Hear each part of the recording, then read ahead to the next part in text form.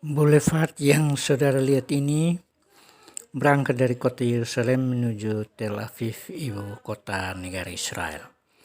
Boulevard artinya jalan bebas hambatan yang kualitasnya setingkat di atas jalan tol. Di Indonesia belum ada, yang ada hanya Trans Pulau Jawa, Trans Pulau Sumatera, dan Trans Papua. Trans berarti seperdua kualitas boulevard. Boulevard minimal 21 meter lebarnya dan harus ada pagar pengaman karena mobil yang mengakses jalan boulevard adalah yang berkecepatan tinggi dan tidak macet. Nonton sampai akhir berarti saudara sudah melihat sebagian negara Israel, tanah perjanjian atau Promised Land. Perbesar layar supaya puas menonton. Jalan boulevard tidak jeda atau tidak stop setelah masuk, berarti berhenti atau stop di tujuan, yaitu di pintu keluar. Daripada menonton tanpa suara atau dengan suara pun, kecuali saudara paham bahasa Inggris, maka saya mengulas satu tema sebagai pendamping saudara menonton sambil menyimak. Temanya adalah apakah ada kehidupan setelah kematian? Kalau saudara mengiringi mobil jenazah menuju pekuburan, apa yang sekiranya terlintas dalam benakmu? Saudara, di suatu saat yang masih misteri, orang akan mengusung engkau dan memasukkan ke dalam liang lahat seperti yang saudara lihat itu.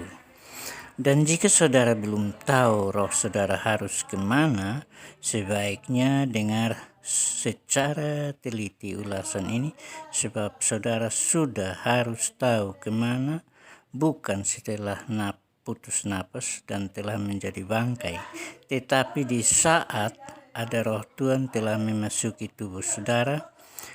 Kalau roh Tuhan belum masuk dalam tubuh saudara, maka saudara akan masuk ke dalam suatu tempat yang terlalu gelap.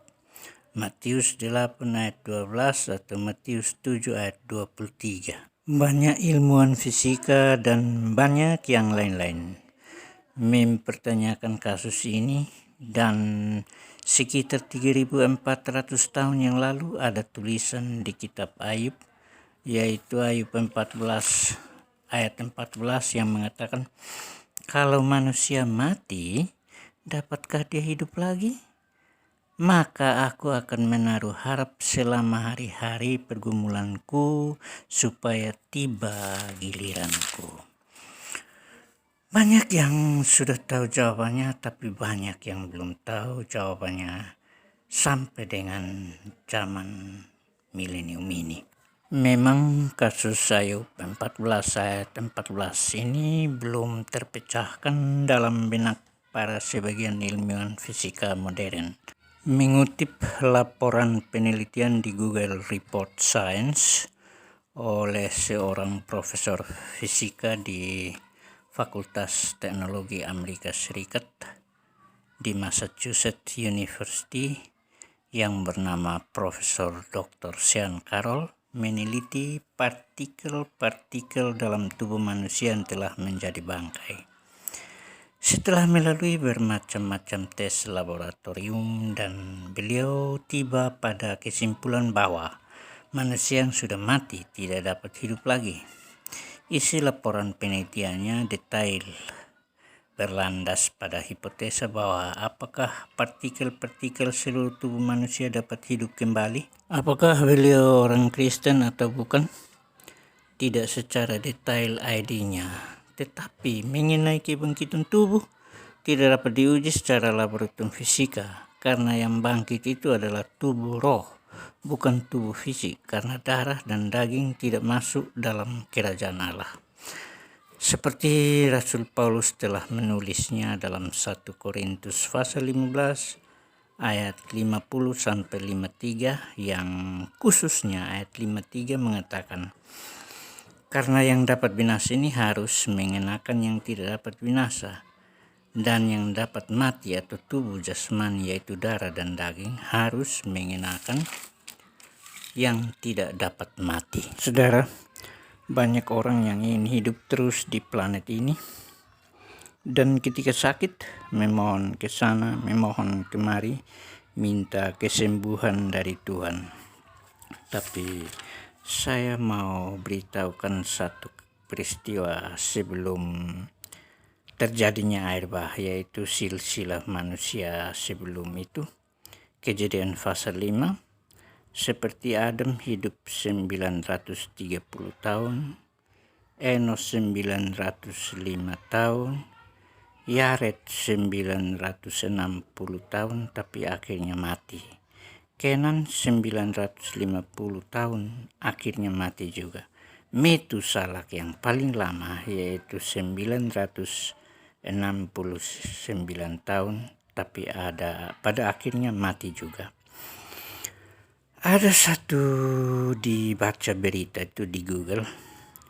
Ada seorang yang berumur 124 tahun di daerah sekitaran Sumatera, tapi akhirnya meninggal juga. Sebagai pengikut Kristus atau orang biasa katakan orang Kristen atau orang Nasrani, kalau saudara tidak tahu atau belum tahu kemana setelah meninggal, maka rasa takut yang sangat luar biasa akan terjadi pada dirimu. Karena saudara belum tahu kemana pergi. Kalau sudah dekat mati, saudara sangat terlambat. No second chance for you.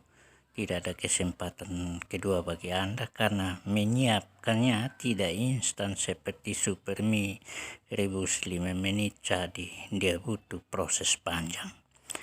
Nah, kalau Yesus tidak tahu harus menderita, menanggung segala dosa manusia, dari manusia pertama sampai dengan manusia terakhir, maka tidak ada janji pengurapan roh kepada murid-muridnya. Yohanes 14 ayat 15 sampai 31.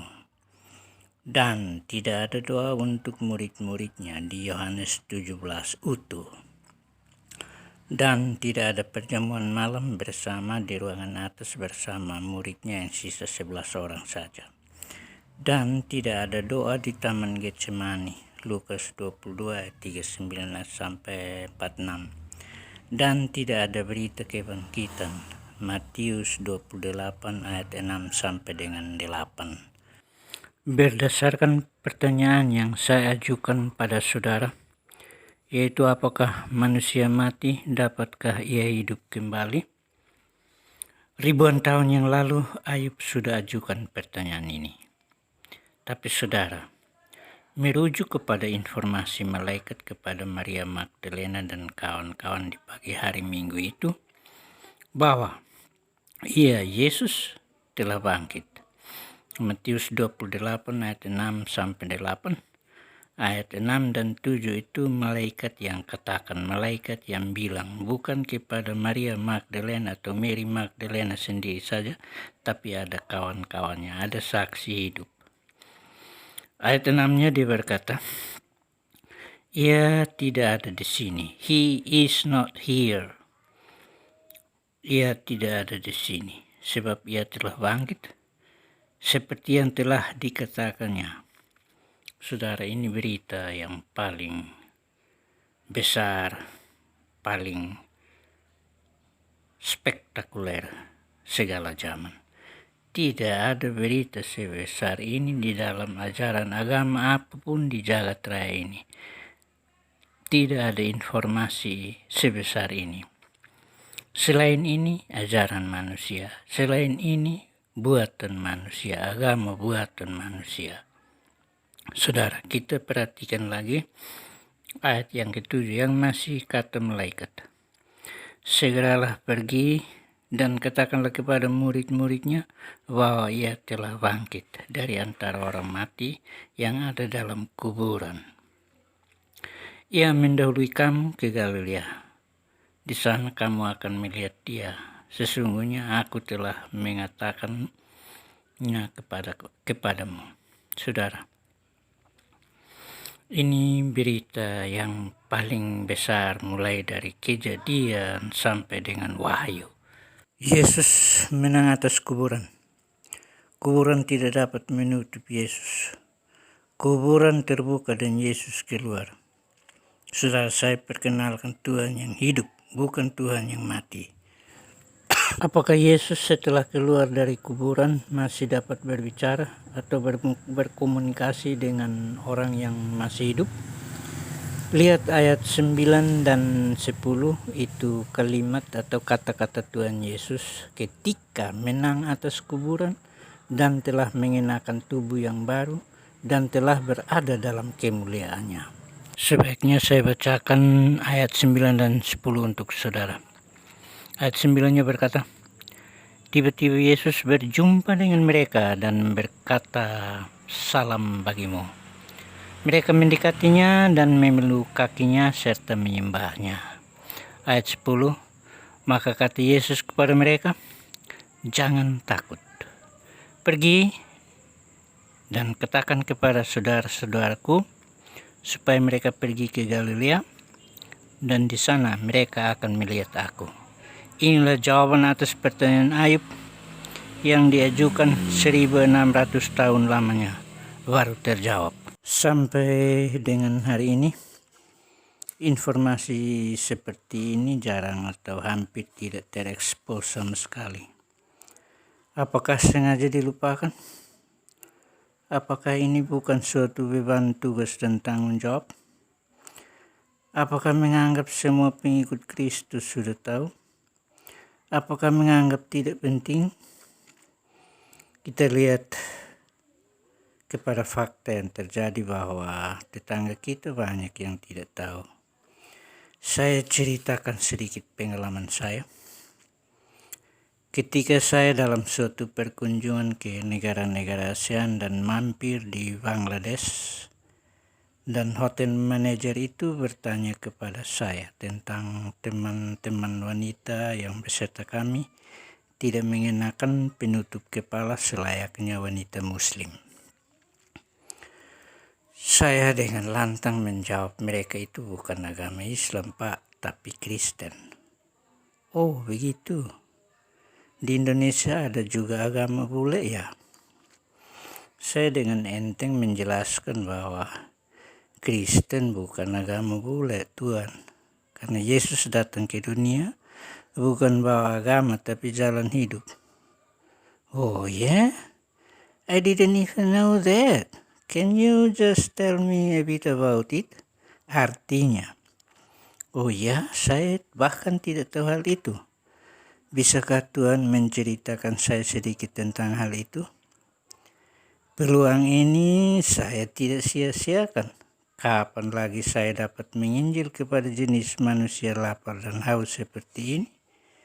Nah, penjelasan seperti ini yang saya sampaikan sambil beliau menyuguhkan minuman ringan dan mengajak saya duduk di ruang lobi. Beda dengan saudara.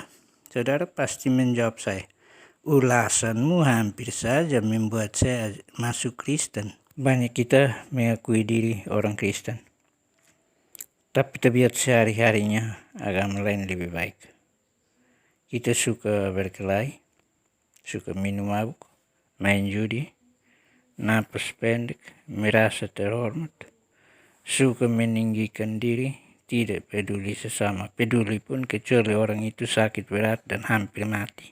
Saya mau mengulangi sedikit ulasan saya tentang kapan kita tahu bahwa kita bisa menang atas kuburan, atau bahkan sebaliknya kuburan yang menang atas kita. Kodrat manusia memiliki keinginan daging. Kodrat manusia memiliki keinginan mata. Kodrat manusia memiliki kesombongan hidup. 1 Yohanes 2 ayat 15-16. Barang siapa yang punya ini, saudara, tidak akan masuk, tidak akan menang atas kuburan. Mari kita connect ayat ini dengan Kejadian 3 ayat 6. Awal mulanya manusia jatuh dalam dosa. Perempuan itu melihat bahwa buah pohon itu baik untuk dimakan. Ini keinginan mata. Dan sedap kelihatannya, keinginan daging. Sama arti dengan keinginan daging. Lagi pula pohon itu menarik hati karena memberi pengertian, sama arti dengan kesombongan hidup. Lalu ia mengambil dari buahnya dan memakannya. dan diberikannya juga kepada suaminya yang bersama-sama dengan dia, Terjerumus. Dan suaminya pun memakannya, Terjerumus. Simpson manusia terkuat segala zaman, tapi tidak mengalahkan sesuatu dalam dirinya. Simpson bisa mengalahkan singa dan anjing hutan tanpa pedang, tapi keinginan mata, keinginan daging, dan kesombongan hidup dalam dirinya dia tidak bisa kalahkan. Hakim-Hakim 14, 15, 16. Berbeda dengan Daniel di Asyur atau Babel. Dia tidak menerima atau menolak makanan atau menu dari meja raja. Dia Daniel beserta dengan 2 temannya.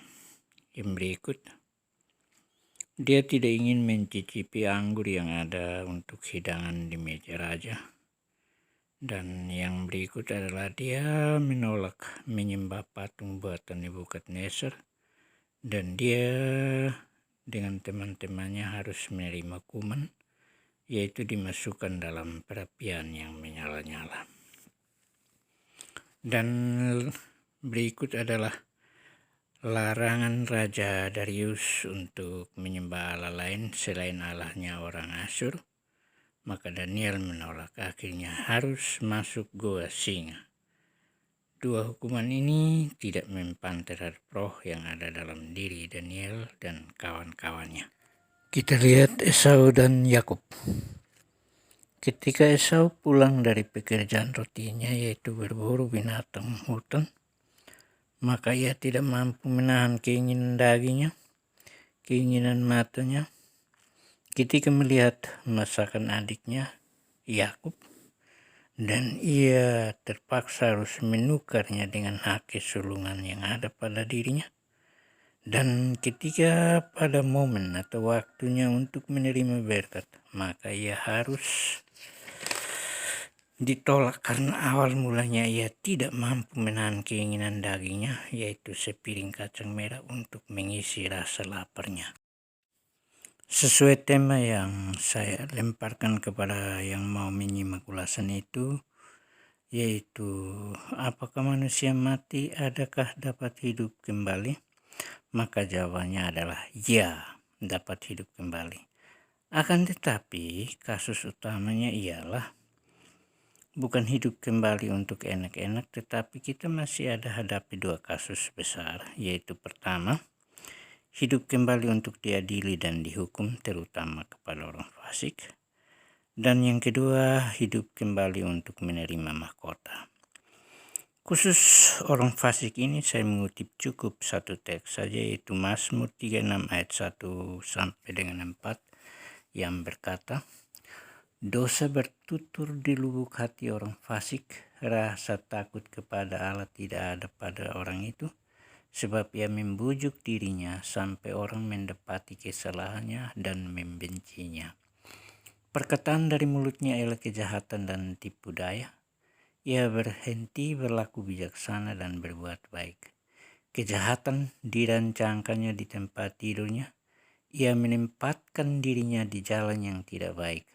Apa yang jahat tidak ditolaknya. Sedangkan hidup kembali untuk kelompok manusia yang lain, artinya yang telah menang, mereka akan menerima mahkota.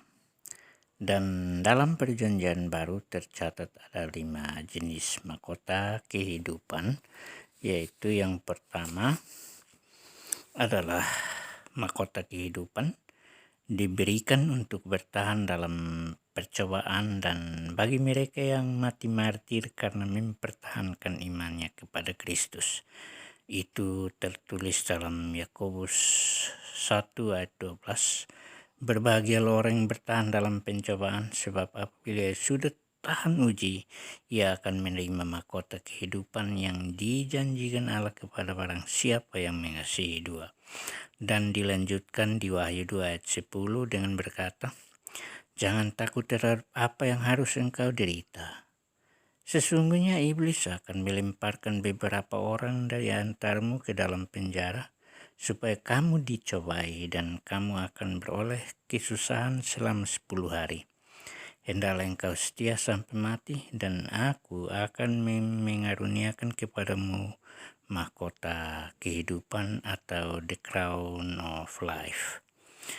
Mahkota kedua adalah mahkota kemuliaan, diberikan untuk rajin dan setia menggembalakan kambing domba Tuhan atau kambing domba yang di gereja. Seharusnya yang paling dirindukan dan memotivasi para gembala bukanlah memiliki gedung ibadat yang megah atau jemaat belasan ribu jiwa, tetapi hari ketika mereka akan menerima the crown of glory atau mahkota kemuliaan yang disediakan oleh Sang Gembala Agung secara khusus bagi mereka. Mahkota kemuliaan akan diberikan kepada gembala yang menggembalakan domba-domba tebusan Kristus dengan baik. Itu tertulis di 1 Petrus pasal 5 ayat 2-4 yang berbunyi, "Gembalakanlah kawanan domba Allah yang ada padamu, jangan dengan paksa, tetapi dengan sukarela sesuai dengan kehendak Allah. Dan jangan karena mau mencari keuntungan, tetapi dengan pengabdian diri. Janganlah kamu berbuat seolah-olah kamu mau memerintah atas mereka yang dipercayakan kepadamu, tetapi hendaklah kamu menjadi teladan bagi kawanan domba itu. Maka kamu, apabila Gembala Agung datang, kamu akan menerima mahkota kemuliaan yang tidak dapat layu." Mahkota yang ketiga adalah mahkota kemegahan atau sukacita, diberikan untuk memenangkan orang lain bagi Kristus. Firman Tuhan mengatakan bahwa penghuni surga bersuka cita saat ada jiwa yang dimenangkan bagi Kristus. Tetapi nanti pada waktu yang sangat indah, para pemenang jiwalah yang akan lebih bersuka cita karena menerima mahkota sukacita, the crown of rejoicing, atau mahkota sukacita disediakan Yesus khusus bagi para pemenang jiwa. Atau kita secara cermat perhatikan 1 Tesalonika pasal 2 ayat 19 dan 20 yang berkata, "Sebab siapakah pengharapan kami atau sukacita kami atau mahkota kemegahan kami di hadapan Yesus Tuhan kita pada waktu kedatangannya, kalau bukan kamu, sungguh kamulah kemuliaan kami dan sukacita kami." Mahkota keempat adalah mahkota kebenaran, diberikan untuk merindukan kedatangan Kristus. Mahkota kebenaran adalah upah yang disediakan Tuhan bagi semua orang percaya yang setia menanti kedatangan Kristus yang kedua kalinya. Tertulis dalam 2 Timotius 4 ayat 8 yang berbunyi, "Sekarang telah tersedia bagiku mahkota kebenaran yang akan dikaruniakan kepadaku oleh Tuhan, Hakim yang adil pada harinya, tetapi bukan hanya kepadaku, melainkan juga kepada semua orang yang merindukan kedatangannya." Pengajaran tentang kedatangan Tuhan yang kedua kali sangat dihargai oleh orang percaya, tetapi dicela oleh orang fasik. Celaan-celaan ini membawa penderitaan batin bagi orang percaya, bahkan bisa melemahkan iman dan pengharapan. Tetapi betapa indah jika hati kita senantiasa percaya bahwa Tuhan telah menyiapkan hadiah khusus bagi semua orang percaya yang menantikan kedatangan yang kedua. Itu untuk mahkota abadi. Mahkota kelima ialah mahkota abadi, diberikan untuk melatih pengendalian diri dan berjuang untuk menjadi terbaik yang Anda bisa lakukan untuk Tuhan. Atau lebih rincinya, saudara baca 1 Korintus 9 ayat 25, "Tiap-tiap orang yang turut mengambil bagian dalam pertandingan menguasai dirinya dalam segala hal. Mereka berbuat demikian untuk memperoleh sesuatu mahkota yang fana, tetapi kita untuk memperoleh suatu mahkota yang adil, atau yang biasanya dalam bahasa Inggrisnya disebut incorruptible crown. Nah, bagaimana agar hidup kita yang singgah di bumi ini tidak sia-sia, saudara? Kita harus berlari mengejar mahkota itu dengan mempertahankan keselamatan dan menghasilkan buah dalam hidup ini.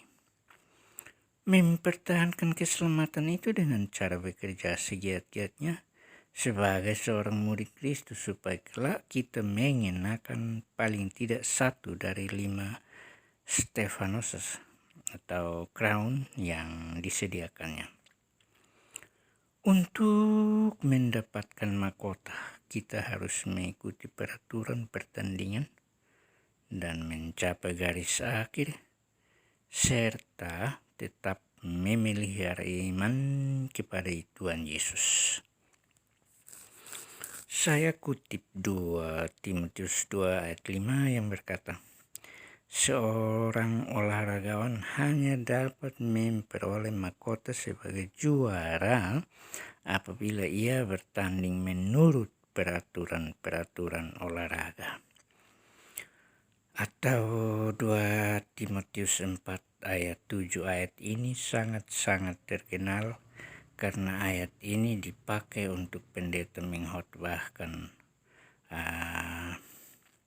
prosesi penguburan jenazah atau orang mati, yang dikatakan oleh Paulus, aku telah mengakhiri pertandingan yang baik, aku telah mencapai garis akhir, dan aku telah memelihara iman.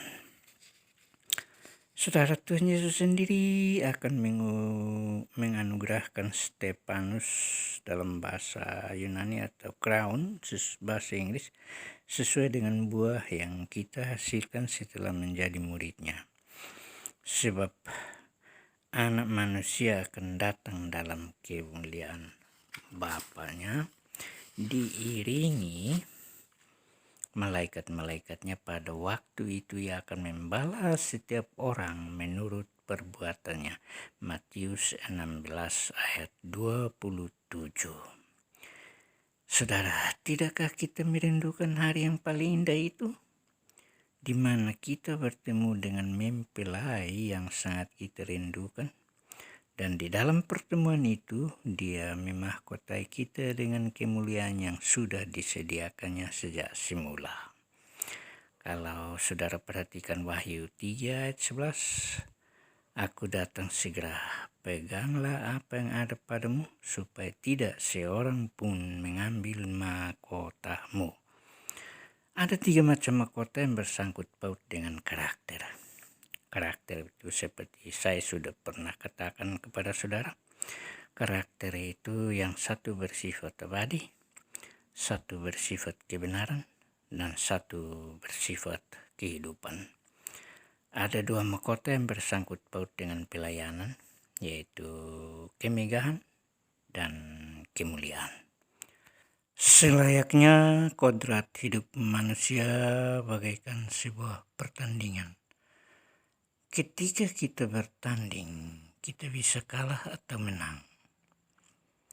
Untuk mencapai kemenangan rohani ada banyak hal yang mempengaruhi. Misalnya ada upaya pihak lain yang tidak ingin kita memenangkan pertandingan, dan juga apakah kita sendiri bisa memberikan penampilan yang terbaik bagi sesama.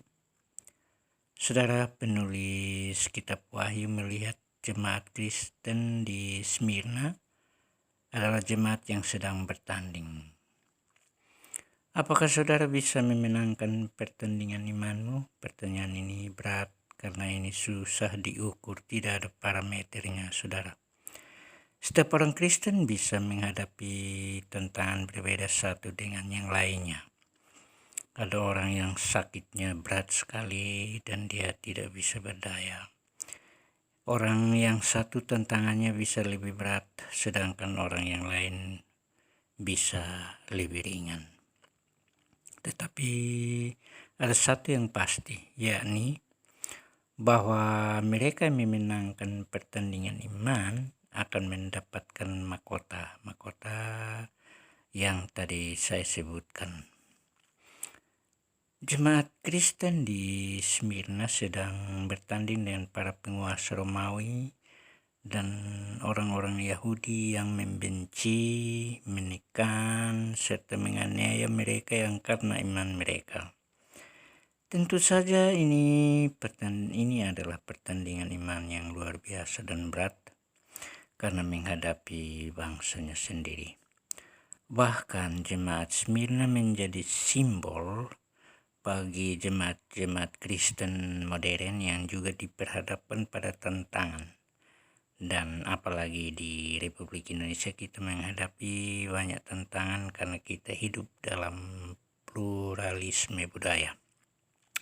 Dan kita harus menanggapi setiap tantangan itu dengan membuktikan kesetiaan iman kita kepada Tuhan dan juga bisa melayani mereka sesuai dengan apa yang kita miliki. Dari rangkaian ulasan saya dari menit pertama sampai dengan menit yang menjelang penutupan ulasan saya ini tentang hidup kembali, dan dengan menerima mahkota-mahkota itu sekiranya saudara atau saudari akan tertarik untuk memiliki mahkota yang mana. Usahakanlah dirimu untuk fokus pada salah satu mahkota yang sesuai dengan karunia yang diberikan kepadamu, dan inilah yang dimaksud atau arti daripada pikul salib dan sangkal diri itu sendiri. Saudara, kira-kira cara yang betul untuk menyembah Tuhan itu seperti apa? Saya ingin katakan satu statement yang perlu saudara ingati adalah Tuhan itu Maha tahu kita melakukan apa. Ada orang berkata bahwa Tuhan menerima semua agama. Tetapi Yesus berkata, bukan semua orang yang berkata kepadaku, Tuhan, Tuhan, akan masuk ke dalam kerajaan di surga. Hanya mereka yang melakukan kehendak Bapa-Ku yang di surga akan memasukinya. Maka kita perlu belajar tentang kehendak Tuhan dan melakukannya. Hal itu serius karena Yesus berkata bahwa orang yang tidak taat kepada Tuhan ialah orang yang melanggar hukum. Itu sekiranya penjabaran dari Matius 7 ayat 21 dan 23. Dan yang berikut adalah menurut Yesus, apakah yang akan berlaku apabila kita melakukan kehendak Tuhan? Yesus mengingatkan kita bahwa kita akan menghadapi cobaan semasa melakukan kehendak Tuhan. Tidak ada orang masuk secara enak-enak. Kita harus dicoba, diuji, dan dimurnikan dulu. Karena dia berkata, masuklah melalui pintu yang sempit, karena pintu yang lebar dan jalan yang luas menuju kebinasaan. Ramai orang melalui jalan itu, tetapi pintu yang sempit dan jalan yang susah menuju kehidupan. Dan hanya sedikit orang yang menjumpai jalan itu. Matius 7 ayat 13-14. Jalan yang sempit yaitu cara yang betul untuk menyembah Tuhan akan menuju kehidupan kekal. Tetapi jalan yang luas yaitu cara yang salah untuk menyembah Tuhan akan menuju kematian.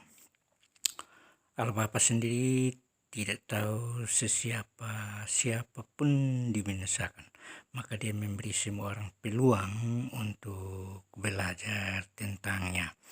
2 Petrus 3 ayat 9, dan ayat ini adalah ayat pegangan supaya saudara pegang apabila saudara berusaha untuk masuk melalui pintu yang sempit itu. Mari kita akhiri dengan doa. Yang mulia junjungan dan nilai kami inginkan adalah ajaran dan petunjuk itu selalu abadi dalam setiap kami yang rindu mencari wajah-Mu. Kami telah mengulas dan belum sempurna, serta memohon penyempurnaan daripada-Mu Tuhan junjungan kami. Jangan melemparkan kami ke dalam pencobaan, tetapi bebaskanlah kami dari si jahat itu.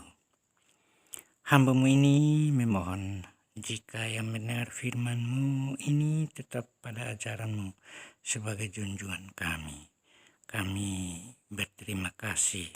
Oleh karena itu, terimalah permohonan hamba-Mu ini. Amin.